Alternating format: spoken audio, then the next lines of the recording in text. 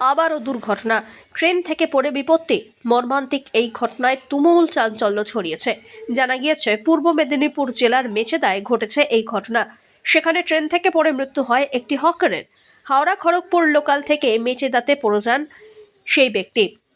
Police সূত্রে জানা গিয়েছে গুটখার থুতু ফেলতে গিয়ে সিগন্যালে মাথা লেগে পড়ে যান ওই ব্যক্তি। তার বাড়ি উলুবেড়িয়ায়। ঘটনাস্থলে আরপিএফ এবং জিআরপি আধিকারিক এসে উপস্থিত হয়ে দেহ উদ্ধার করেন।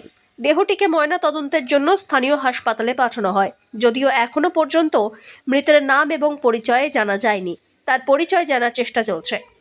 পুরো ঘটনার তদন্ত শুরু করেছে পুলিশ। মূলত প্রতি ক্ষেত্রে ট্রেনে হকারদের উপস্থিতি লক্ষ্য করা যায়। উঠতে নামতে হুড়োহুড়ি করে তাদের মধ্যে একাধবার এরকম ধরনের দুর্ঘটনার সম্মুখীনও হয়েছেন। সেক্ষেত্রে সকলকে সচেতন করছে রেল পুলিশ।